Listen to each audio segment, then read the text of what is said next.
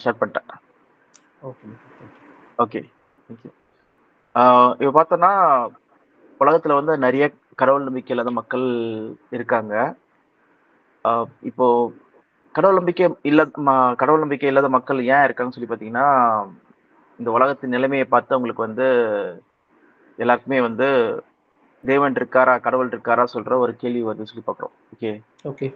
அது மட்டும் இல்லாதபடிக்கு, இப்ப நம்ம 2 பேருமே பார்த்தீங்கன்னா கிறிஸ்தவர்களா இருக்கோம். இப்போ மேபி வந்து நீங்க ஒரு 10 வருஷத்துக்கு முன்னாடி நீங்க ஹிந்துல இருந்து கிறிஸ்டியனா மாறியிருக்கலாம். இப்ப நான்லாம் பார்த்தீங்கன்னா, ஒரு 3, 4 தலைமுறை முன்னாடி பார்த்தீங்கன்னா, கிறிஸ்தவரா மாறியிருக்கிறேன். ஸோ அதான் நம்மளுக்கு ஓவராலா அண்டர்ஸ்டாண்டிங் இருக்கு.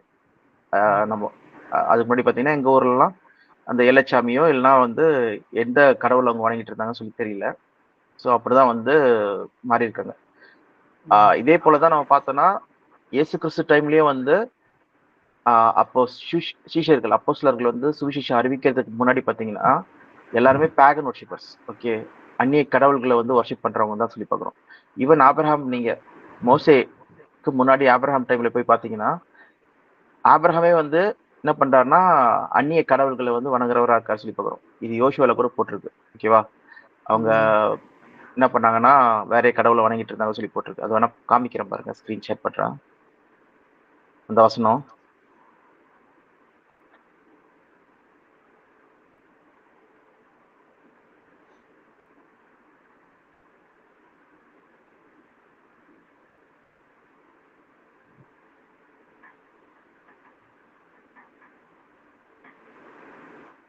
ஜோஷுவா 24:2. ஜோஷுவா 24:2. ஒரு நிமிஷம் ஓபன் பண்ணிக்கிறேன். ஆ, ஆ.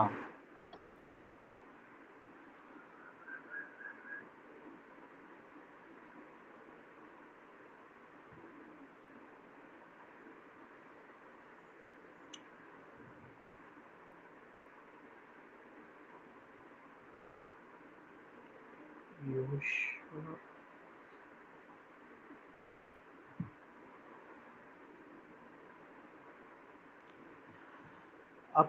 படிக்கிறேன்.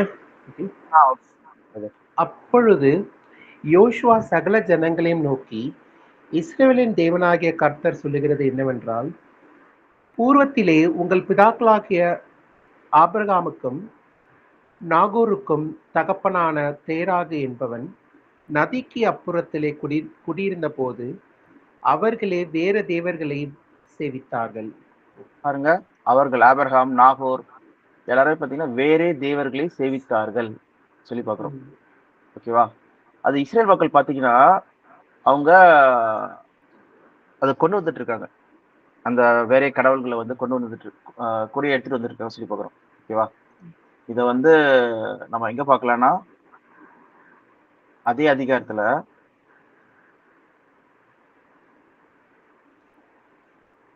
ஆ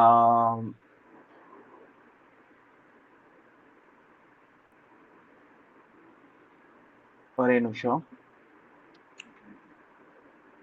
யோசுவாவோட கடைசி ஸ்பீச் இது. யோசுவா புத்தகத்துல.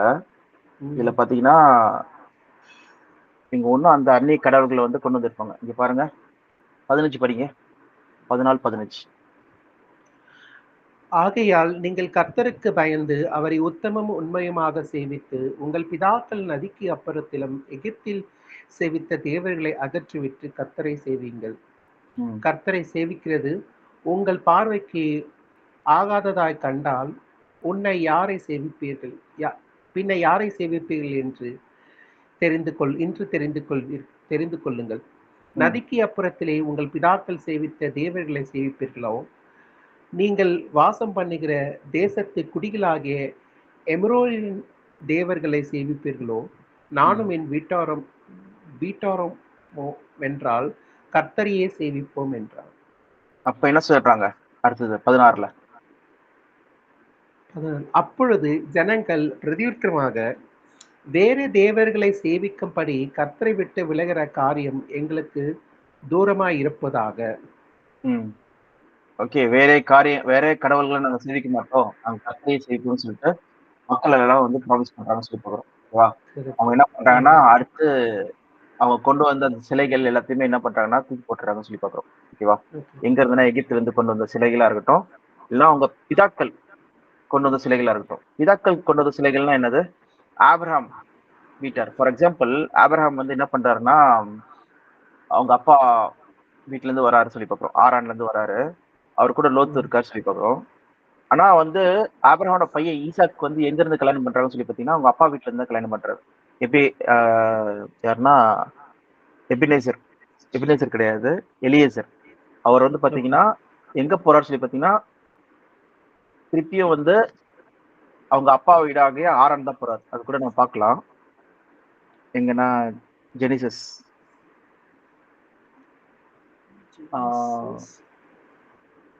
இல்லைங்க.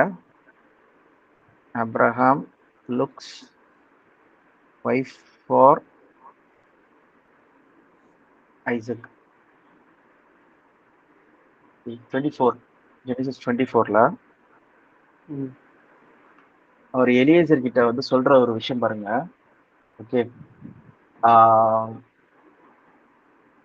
2:3 இருந்து. அப்பொழுது ஆபிரகாம் தான் வீட்டில் உள்ளவர்களில் வயதில் மூத்தவனும் தனக்கு உண்டான எல்லாவற்றுக்கும் அதிகாரியுமாகிய தன் ஊழியக்காரனை நோக்கி, நான் குடியிருக்கிற கானானியருடைய குமாரத்திகளில் நீ என் குமாரனுக்கு பெண் கொள்ளாமல் நீ என் தேசத்துக்கும் என் இனத்தாரத்துக்கும் போய் என் குமாரனாகிய ஈசாக்குக்கும் பெண் கொள்வேன் என்று வானத்துக்கும் தேவனும் பூமிக்கு தேவனுமாகிய கர்த்தரின் பேரில் ஆணை கொள்ளும்படிக்கு நீ உன் கையை என் தொடையின் கீழ் வை என்றான். அதற்கு அந்த ஊழியக்காரன் ப்ராமிஸ் வாங்கிக்கிறாரு. ஓகே. வாங்கிட்டு நீ எங்கேயும் கானான்ல போய் கொண்டு போக கூடாது, நீ கரெக்டா எங்க போகணும்னா என்னோட தகப்பன் வீட்டுக்கு போகணும் சொல்றாரு. அதே மாதிரி பாத்தீங்கன்னா இவர் 10வது வசனம் படிங்க. 10. பின்பு அந்த ஊழியக்காரன் தன் எஜமானுடைய ஒட்டகங்கள் 10 ஒட்டகங்களை தன்னுடன் கொண்டு போனான். தன் எஜமானுடைய சகலவித உச்சிதமான பொருட்களும் அவன் கையில் இருந்தன. அவன் எழுந்து புறப்பட்டு போய் மெசொப்பொத்தாமியாவிலே நாகூருடைய ஊரில் சேர்ந்து ஊருக்கு புறம்பே ஒரு தண்ணீர் துறவண்டையிலே தண்ணீர் முள்ள ஸ்திரீகளை புறப்படுகிற சாயங்கால வேளையிலே ஒட்டகங்களை மடக்கி அங்க தண்ணீர் கொடுக்கறதுக்காக வெயிட் பண்ணிட்டு இருந்தான்னு சொல்லி பாக்குறோம். ஓகேவா? அவ பாத்தீங்கன்னா நாகூருடைய டவுன், இந்த டவுன் ஆஃப் நாகூர் நம்ம தான் இப்பதான் பார்த்தோம். எங்கன்னா யோசுவால என்னதுன்னா பிதாக்கள் நாகூருடைய உங்க பிதாக்கள் என்ன பண்றாங்க? ஆபிரகாம் நாகூர் எல்லாமே என்ன பண்ணாங்க? அந்நிய கடவுளை வணங்கிட்டு இருந்தாங்க சொல்லி பாக்குறோம். சோ அந்த ஊருக்கு வந்து இவர் போறார்.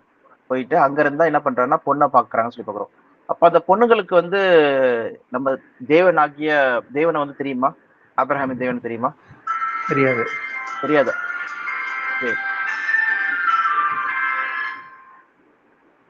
இப்போ ஆபிரகாமே எங்க இருந்து வந்தார் சொல்லி பாத்தீங்கன்னா, அது நம்ம 12ஆம் வசனத்துல படிக்கும்போது காட் என்ன சொல்றாரு, உன் தகப்பன் வீட்டை விட்டு நீ வா, நான் உன்னை பெரிய தேசமாக்குவேன்னு தான் சொல்றாரு. அந்த விசுவாசி அவர் வந்து வராரு. இவன் இங்க பாருங்க அந்த இடம் பேர் 12வது அதிகாரம் எத்தனாவது வசனம்? 5வது வசனம். ஆபிரகாம் தன் மனைவியாக சாராயையும் தன் சகோதரனுடைய குமாரனாகிய லோத்தையும் தாங்கள் சம்பாதித்திருந்த சகல சம்பத்தன் எல்லாவற்றையும் ஆரோனிலே சவதரித்திருந்த ஜனங்களையும் கூட்டிக் கொண்டு அவர்கள் கானான் தேசத்துக்கு புறப்பட்டு போய் கானான் தேசத்திலே சேர்ந்தார்கள். அவங்க என்ன பண்ணாங்க? ஆரான்ல இருந்து கானானுக்கு வராங்க சொல்லி பாக்குறோம். ஓகேவா? இப்போ ஆரான் எங்க இருக்கு சொல்லி பாத்தீங்கன்னா,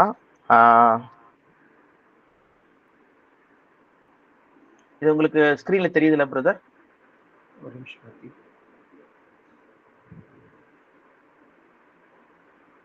தெரியுது. ஓகே. பாத்தீங்கன்னா இதான் ஆரான். ஆரான்ல இருந்து கானானுக்கு வராங்க. ஆரான் சொல்றது வந்து யூப்ரட்டிஸ் நதி இருக்கு பாத்தீங்களா? இதான் மெசொப்பொட்டாமியா சொல்றது. ஓகே. இங்கதான் வந்து ஃபர்ஸ்ட் ஆபிரகாம் வாழ்ந்திருக்காரு. ஊர்ல இருந்து என்ன பண்ணாருன்னா இங்க ஆரானுக்கு வந்திருக்காரு. ஆரான்ல தான் வாழ்ந்திருக்காரு. ஆரான்ல இருந்து தான் வந்து கானானுக்கு வந்து தேவன் அழைக்கிறார். ஓகே. சோ இதுதான் ஜேர்னி. இது மாதிரி இருந்துச்சு. இப்ப இருக்கிற இஸ்ரேல் தான் கானான்னு சொல்லி பாக்குறோம். இப்ப இஸ்ரேல் நாட்டு இருக்கிறது கானான். ஓகேவா? சோ மேல இருக்கிற அந்த சிரியால இருந்து தான் என்ன பண்ணிருக்காருன்னா வந்திருக்காரு. அதுக்கு முன்னாடி எங்க இருந்திருக்காரு சொல்லி பாத்தீங்கன்னா, ஈராக்ல இருந்திருக்காரு.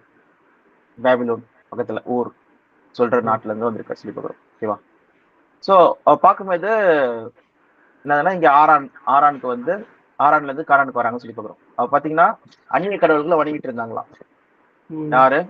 இவங்க எல்லாருமே. ஆபிரகாம் ஆபிரகாம் அவங்களோட பையன். அவங்க அப்பா எல்லாருமே. ஓகே.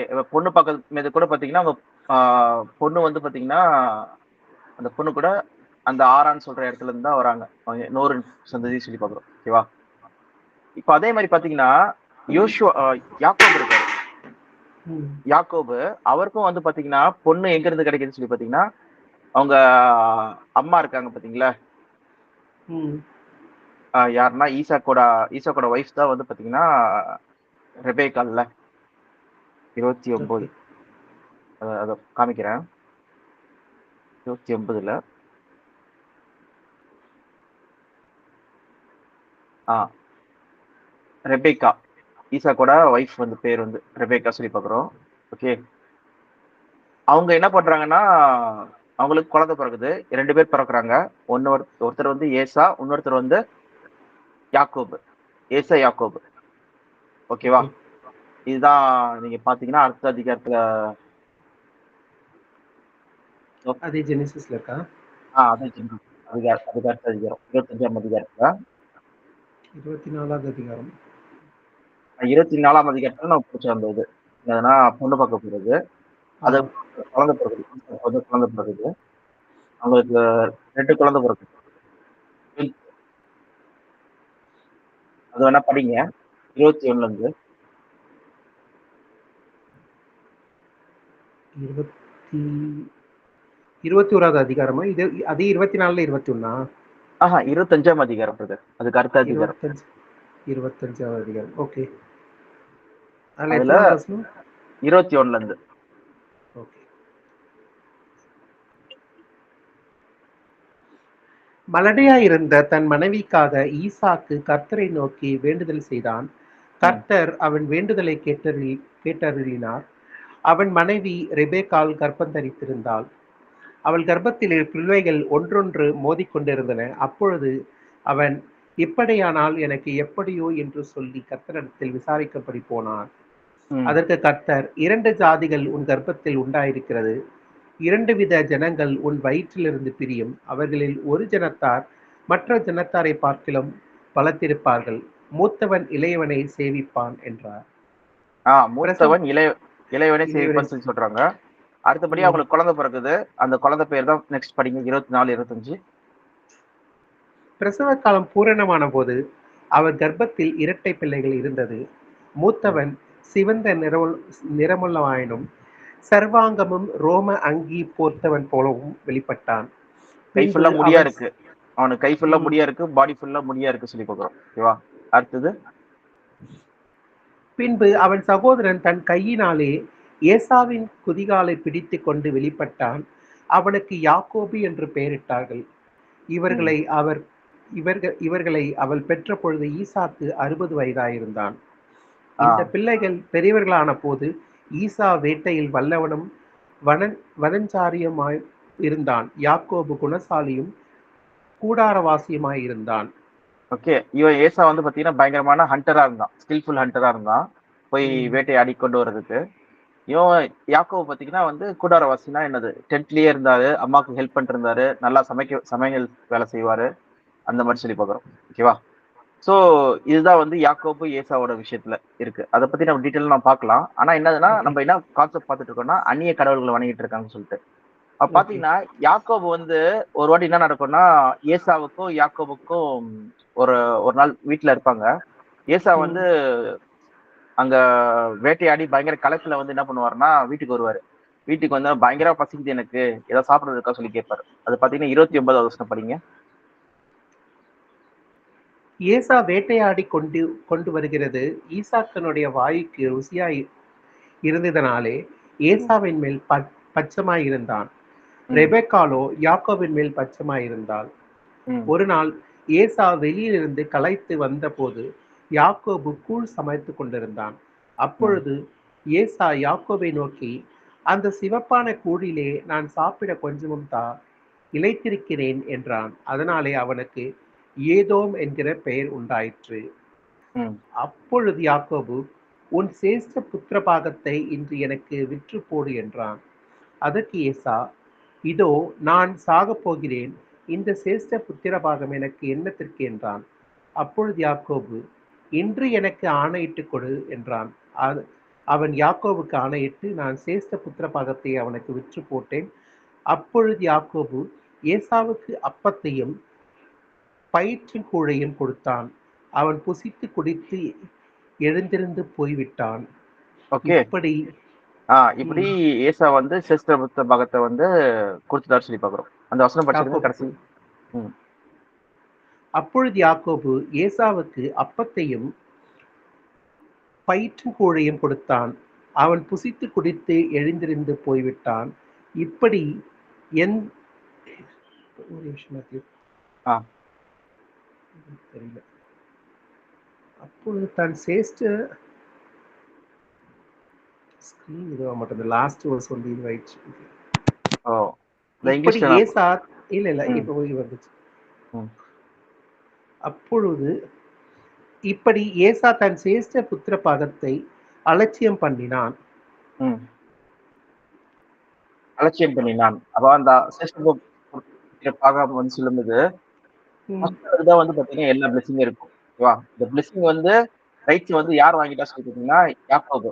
ஏன்னா இவன் அலட்சியமா என்ன பண்றான்னா அது பெரிய விஷயம் இல்லை சொல்லிட்டு ஏசா வந்து நினைச்சிட்டான். ஓகே. அப்ப என்ன ஆகுதுன்னா ஒரு நாள் என்ன ஆகுதுன்னா இவன் ஆசீர்வாதம் வாங்குறதுக்காக பிளெஸிங் வாங்குறதுக்காக யாக்கோபு வந்து ஏசாவை போல ட்ரெஸ் பண்ணிட்டு அவங்க அப்பா முன்னாடி போய் இருக்கிறார் சொல்லுவோம். ஏன்னா யாக்கோபுக்கு யாரை பிடிக்கும்? சரி, ஈசாக்கு யாரை பிடிக்கும் பாத்தீங்கன்னா ஏசாவை பிடிக்கும். அதான் நம்ம இங்க படிச்சோம்ல 25ஆம் அதிகாரத்துல நம்ம வந்து 29 படிச்சோம் பாத்தீங்களா? 29. ஒரு நாள் ஏசா வெளியிலிருந்து களைத்து வந்து இல்ல சாரி 28. ஏசா வேட்டையாடி கொண்டே வருகிறது. ஈசாக்கினுடைய வாய்க்கு ருசிகரமாய் இருந்ததனாலே ஏசாவின் பட்சமாய் இருந்தான். ரெபெக்காளோ யாக்கோபின் மேல் பட்சமாய் இருந்தாள். பாருங்க, Isaac loved Esau, but Rebecca loved Jacob. Isaac வந்து பாத்தீங்கன்னா இவர் ஏசா வந்து வேட்டையாடுறவரா இருக்காரு, வீரனா இருக்காரு, வெளில போய் இதெல்லாம் கொண்டு வராரு, அது வாய்க்கு ருசியா இருக்கு சொல்லி பாக்குறோம். ரெபேக்கா வந்து வீட்டு வேலை இது பையன் யாக்கோபு கூடயே இருந்து செய்யறதுனால ரெபேக்கா வந்து யாக்கோபு வந்து அனுசரிக்கிறாங்க சொல்லி பாக்குறோம். ஓகேவா? அப்ப என்னாச்சுன்னா சேஷ்ட புத்திர பாகம் வந்து என்ன ஆச்சுன்னா ஏசா கிட்ட இருந்து வாங்கிட்டாரு. ஏன்னா ஏசா தான் ஃபர்ஸ்ட் பிறந்தார். 2 பேரும் ட்வின்ஸா இருந்தாலும் ஃபர்ஸ்ட் யார் வெளில வந்தா சொல்லி பாத்தீங்கன்னா இவர் தான். அதனாலதான் பாத்தீங்கன்னா ஹீல் காலோடைய ஏசாவோட காலை பிடிச்சிட்டு யார் வந்தா? யாக்கோபு வந்தாங்க சொல்லி பாக்குறோம். அப்ப என்ன ஆகுதுன்னா ஒரு பாயிண்ட் ஆஃப் டைம்ல 2 பேருக்கும் ஒரு ஆசீர்வாதம் கொடுக்கறதுக்காக வராங்க. அப்படி வரும்போது ஏசாக்கு 40 வயசு ஆகுது. அப்ப வந்து யாக்கோபு என்ன பண்றாருன்னா ஏசாவோட ஆசீர்வாதத்தை வந்து பெற்றுக்கொண்டார் சொல்லி பாக்குறோம். அதுனா படிக்கலாம். 27:1 27:1 ஈசாக்கு முதிர் வயது ஆனதினால் அவன் கண்கள் இருளடைந்து பார்வையற்ற போன போது அவன் தன் மூத்த குமாரனாகிய ஏசாவை அழைத்து, என் மகனே, அவன் இதோ இருக்கிறேன் என்றான். அப்பொழுது அவன், நான் முதிர் வயதானேன், என் மரணம் இந்நாளிலே என்று அறியேன். ஆகையால் நீ உன் ஆயுதங்களாகிய உன் அம்பர தூணியையும் உன் வில்லையும் எடுத்துக்கொண்டு வனத்துக்கு போய் எனக்காக வேட்டையாடு. அதை எனக்கு பிரியமாயிருக்கிற ருசியுள்ள பதார்த்தங்களாக சமைத்து நான் புசிக்கவும், நான் மரணமடையும் முன்னே என் ஆத்மா உன்னை ஆசீர்வதிக்கவும் என்னிடத்தில் கொண்டு வா என்றான். யார்கிட்ட சொல்றாங்க? ஏசா கிட்ட சொல்றாரு. ஏசா ஓல்டர் சன். ஓகே, இங்க பாத்தீங்கன்னா he called for Esau his older son. Okay, அவனை ஆசீர்வதிக்கிறதுக்காக என்ன பண்றாருன்னா நீ வந்து வேட்டையாடி எனக்கு சாப்பாடு கொண்டு வா, நான் உன்னை ஆசீர்வதிக்கணும்னு சொல்லி சொல்றாரு. இது யார் கேட்டா சொல்லி பாத்தீங்கன்னா ரெபேக்கா கேட்டாங்க. ஓகேவா? அப்ப ஆசீர்வாதம் ஏசாக்கு மட்டும் போகுமா? அப்ப இளையகுமாரன் கிடையாதா சொல்லிட்டு என்ன பண்றாங்கன்னா இளையகுமாரன் கிட்ட சொல்றாங்க. 5:6 படிங்க அப்படி. ஈசாக்கு தன் குமாரனாகிய ஏசாவோடு பேசுகையில் ரெபேக்காள் கேட்டுக்கொண்டிருந்தாள். ஏசா வேட்டையாடி கொண்டு வரும்படி வனத்துக்கு போனான். அப்பொழுது ரெபேக்காள் தன் குமாரனாகிய யாக்கோபை நோக்கி, உன் தகப்பன் உன் சகோதரனாகிய ஏசாவை அழைத்து, நான் புசித்து எனக்கு மரணம் வரும் முன்னே கர்த்தரை முன்னிட்டு உன்னை ஆசீர்வதிக்கும்படி நீ எனக்காக வேட்டையாடு, அதை எனக்கு ருசியுள்ள பதார்த்தங்களாக சமைத்துக் கொண்டு வா என்று சொல்ல கேட்டேன். ஆகையால் என் மகனே, என் சொல்லை கேட்டு நான் உனக்கு கற்பிக்கிறபடி செய். நீ ஆட்டு மந்தைக்கு போய் 2 நல்ல வெள்ளாட்டு குட்டிகளை கொண்டு வா. நான் அவைகளை உன் தகப்பனுக்கு பிரியமான ருசியுள்ள பதார்த்தங்களாக சமைப்பேன். உன் தகப்பன் தான் மரணம் அடையும் முன்னே உன்னை ஆசீர்வதிக்கும்படி அவர் புசிப்பதற்கு நீ இதை அவரிடத்தில் கொண்டு போக வேண்டும். அதற்கு யாக்கோபு தன் தாயாகிய ரெபெக்காளை நோக்கி, என் சகோதரனாகிய ஏசா ரோமம் மிகுந்தவன், நான் ரோமம் இல்லாதவன். ஒருவேளை என் தகப்பன் என்னை தடவை பார்ப்பார். அப்பொழுது நான் அவருக்கு எத்தனமாய் காணப்பட்டு என் மேல் ஆசீர்வாதத்தை அல்ல சாபத்தை வரம் பண்ணி கொள்ளுவேனே என்றான். அதற்கு அவன் தாய், என் மகனே, உன்மேல் வரும் சாபம் என் மேல் வரட்டும். என் சொல்லை மாத்திரம் கேட்டு நீ போய் அவைகளை என்னிடத்தில் கொண்டு வா என்றாள். அவன் அதே மாதிரி எல்லாத்தையும் கொண்டு வந்துட்டு அவங்க அம்மா சமைச்சு கொண்டு கொடுக்குறாங்க. அதே மாதிரி கையில வந்து பாத்தீங்கன்னா அந்த ஆட்டோட தோல் இது இருக்குல்ல, முடி இருக்குல்ல, அது சுத்திடுவாங்க சொல்லி பாக்குறோம். அப்போ அவங்க அப்பா கிட்ட போகும்போது என்ன ஆகும்னா, அவர் தொட்டு பார்ப்பாரு. அது ஓகே நீ ஏசா தானா சொல்லி கேட்பாரு. ஆமா ஏசா தான் சொல்லி தொட்டு பார்த்துட்டு எல்லாம் பார்த்துட்டு பிறகு சாப்பிட்டு அவங்க மகனை கிஸ் பண்ணிட்டு, வேணா அது படிங்க, 24 படிங்க, 23 24. ஓகே. அவனுடைய கைகள் அவன் சகோதரனாகிய ஏசாவின் கைகளைப் போல் ரோமமுள்ளவைகளாய் இருந்தபடியினாலே இன்னான் என்று அறியாமல் அவனை ஆசீர்வதித்து, நீ குமாரனாகிய ஏசாதானே என்றான்.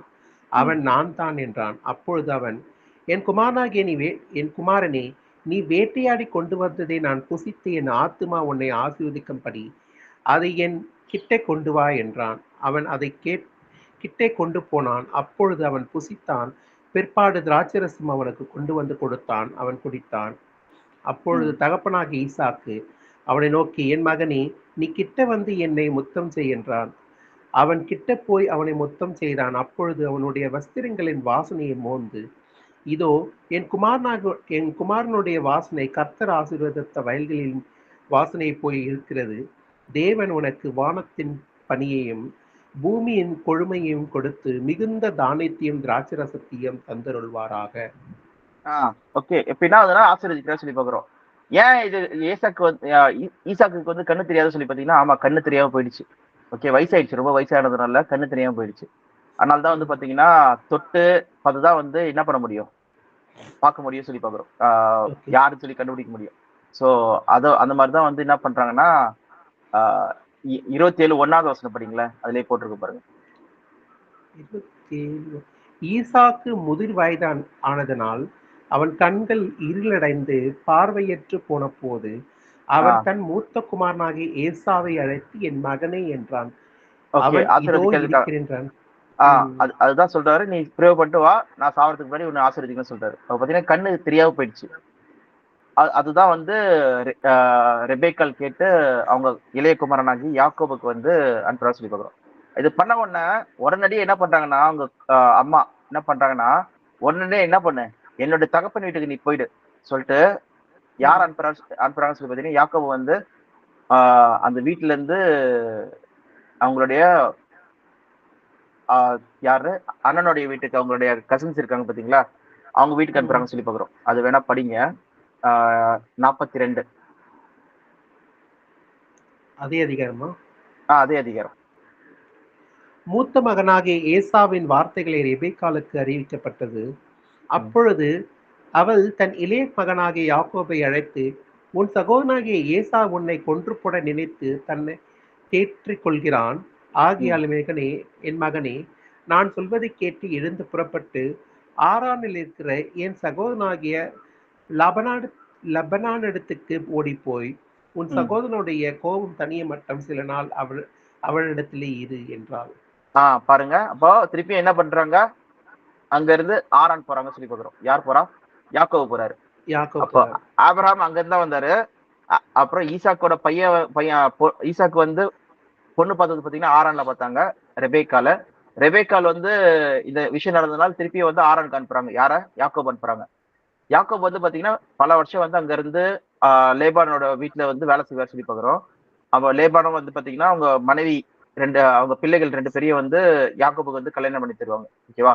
அப்படி கல்யாணம் பண்ணி தரும்போது அங்க இருந்து என்ன பண்ணுவாங்கன்னா ரேச்சல் யாருன்னா யாக்கோபோட ஒய்ஃப் ரேச்சல் சொல்றவங்க அவங்க அப்பாவோட கடவுள்களை வந்து கொண்டு வந்துருவாங்க, திருடி கொண்டு வந்துருவாங்க. வேணா படிங்க ஆதியாகமம் 31:19 ஜெனிசஸ்.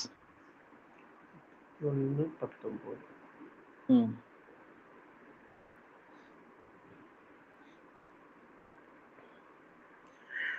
லாபான் தன் ஆடுகளை மயிர்க்க கத்தரிக்க போயிருந்தான். அந்த சமயத்திலே ராகேல் தன் தகப்பனுடைய சுரூபங்களை திருடிக் கொண்டாள். யாக்கோபு தான் ஓடி போகிறதை சீரானாகிய லாபானுக்கு அறிவியாமல் திருட்டவளாய் போய்விட்டான். ஓகே, அவன் என்ன திருந்த மாதிரி ஆயிடுச்சு. என்னதுன்னா ரேச்சல் வந்து என்ன பண்ணிட்டாங்கன்னா அந்த கடவுள்களை எடுத்துட்டு வந்துட்டாங்க. அது வந்து யாருக்கு? யாக்கோபுக்கு தெரியாது.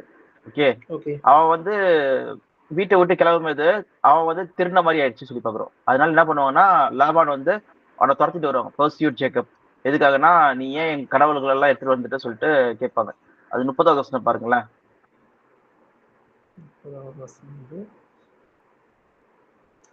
இப்பொழுதும் உன் தகப்பனுடைய வீட்டில் மேல் உள்ள வாஞ்சியினால் நீ புறப்பட்டு போகிறதுனால் போகலாம், என் தெய்வங்களை ஏன் திருடி கொண்டு போகிறாய் என்று கேட்டான்.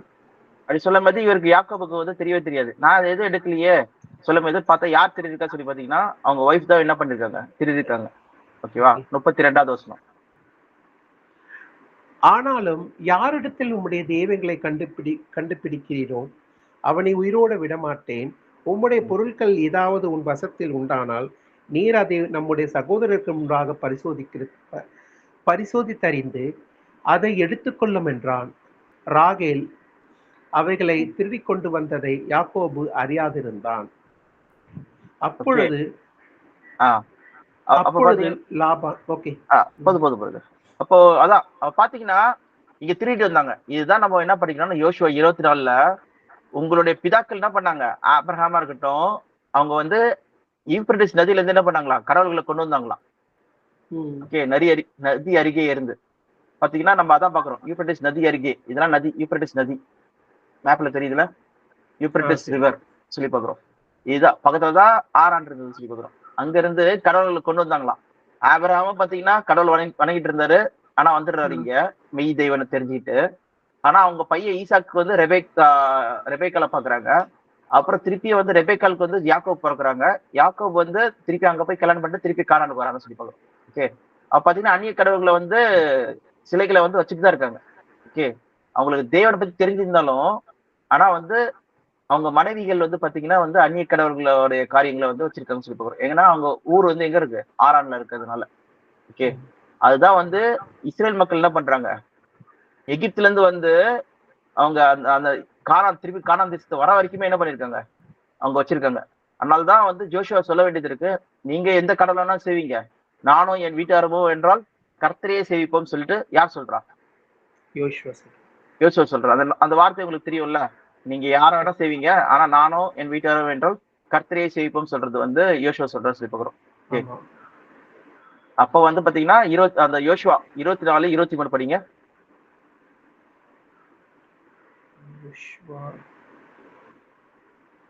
24 24ல 23.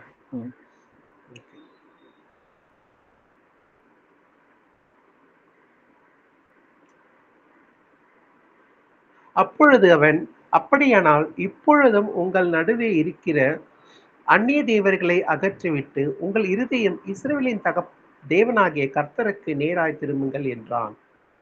அந்நிய கடவுள்களை throw away the foreign gods. அப்புறம் என்னது, கையில வச்சிருக்காங்க ஒன்னும். ஓகே, மோசே கிட்ட பேசும்போதெல்லாம் ஒரு கையில வந்து பின்னாடி கையில அவங்க கடவுள் வச்சுக்கிட்டு முன்னாடி வந்து நான் கர்த்தரை சேவிப்ப சொல்லி சொல்றாங்க. இப்ப என்ன சொல்றாருன்னா ஜோஷுவா, நீங்க வந்து கானானுக்கு வந்துட்டீங்க, நீங்க கண்டிப்பா என்ன பண்ணணும், இந்த அந்நிய கடவுளை தூக்கி போட்டுருங்க சொல்லி சொல்றாரு. ஓகேவா?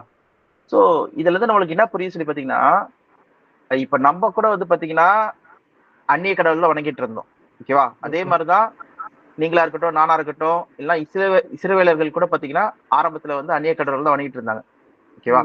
அதுக்கான சாட்சி தான் நம்ம இங்க பாக்குறோம். ஓகேவா? அவங்க யோசுவா டைம்ல தான் என்ன பண்றாங்கன்னா எல்லாத்தையும் தூக்கி போட்டு தேவனை முழுமையா வணங்குறோம் சொல்லிட்டு ஆரம்பிக்கிறாங்கன்னு சொல்லி பாக்குறோம். ஓகேவா? சோ இப்போ பேக் டு த டாபிக் நம்ம வரலாம். இது ஒரு சும்மா இன்ட்ரோடக்ஷன் மட்டும் தான். ஓகே.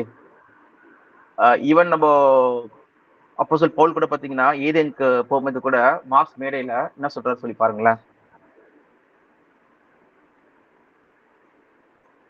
ஆக்ட் 17ல. ஒரு நிமிஷம். ம்.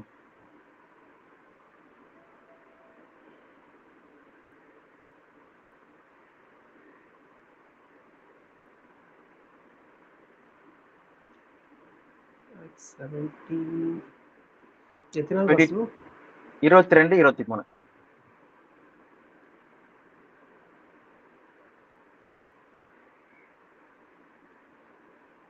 அப்பொழுது பவுல் மாஸ் மேடையின் நடுவிலே நின்று, அத்தனேரே, எந்த விஷயத்திலும் நீங்கள் மிகுந்த தேவ பக்தி உள்ளவர்கள் என்று காண்கிறேன். எப்படி என்றால், தான் சுற்றி திறந்து உங்கள் ஆராதனைக்குரியவர்களை கவனித்து பார்த்த பொழுது, அறியாதபடி தேவனுக்கு என்று எழுதியிருக்கிற ஒரு பலிபீடத்தை கண்டேன். நீங்கள் அறியாமல் ஆராதிக்கிற அவரையே நான் உங்களுக்கு அறிவிக்கிறேன். Okay. To the unknown god சொல்லிட்டு ஒன்று வச்சிருக்கீங்க. அப்ப ஏகப்பட்ட பலிபீடங்கள் நீங்க வச்சிருக்கீங்க. நிறைய கடவுள் இருக்காங்க. நீங்க வந்து பயங்கர ரிலீஜியஸ், பயங்கர பக்திமான்கள் சொல்லி தெரியுது எனக்கு பார்க்கும்போது. ஓகே, கடவுள் பக்தி உங்களுக்கு நிறைய இருக்கு சொல்லி தெரியுது. ஆனால் நான் வந்து ஒரு ஒரு இடத்துல பார்த்து அறியப்படாத கடவுளுக்கு சொல்லிட்டு ஒரு ஆல்டர் வர வச்சிருக்கீங்க. அவரை பத்தி தான் நான் சொல்ல வரேன் சொல்லிட்டு பவுல் வந்து மெய்யான தேவனை பத்தி சொல்ல வராங்க சொல்லி பார்க்குறோம். சோ அந்த வகையில தான் நம்ம எல்லாருமே வந்து பாத்தீங்கன்னா ஒரு அந்நிய கடவுள்களை வணங்கிட்டு இருந்த நம்ம ஒரு பாயிண்ட் ஆஃப் டைம்ல என்ன பண்றோம், ஒரு மெய் தேவனை வணங்க ஆரம்பிக்கிறோம் சொல்லி பார்க்குறோம். அது தேவனே வந்து என்ன பண்றாரு நம்மளுக்கு வெளிப்படுத்துனதுனால. சோ எப்படி ஆபிரகாமுக்கு வெளிப்படுத்தினாரோ, எப்படி இங்க இருக்கிற இயேசு கிறிஸ்துக்கு அப்புறம் இருந்த இந்த ஏத்தியன்ஸ் மக்களுக்கு வெளிப்படுத்தினாரோ, கிறிஸ்துவ அவங்க எல்லாமே என்ன ஆயிட்டாங்க, கிறிஸ்டியன் ஆயிட்டாங்க அதுக்கப்புறம். அதே மாதிரிதான் இப்ப நம்ம இந்தியாவா இருக்கட்டும், இந்தியாவில இருக்கிற மக்கள் ஹிந்துவா இருந்தாலும் சரி, மற்ற அவங்க எல்லைச்சாமியோ எது வணங்கிட்டு இருந்தாலும் சரி, ஒரு பாயிண்ட் ஆஃப் டைம்ல என்ன ஆகுறாங்க சொல்லி பாத்தீங்கன்னா உண்மையான தேவனை வந்து வணங்குறதுக்கு ஆகுறாங்க சொல்லி பாக்குறோம். இதோட முடியல. இதுக்கப்புறம் தேவன் ராஜ்யத்திலேயே வந்து பாத்தீங்கன்னா எல்லாருமே தேவனை வந்து வணங்கக்கூடிய ஒரு காலம் வர சொல்லி பாக்குறோம். ஓகேவா?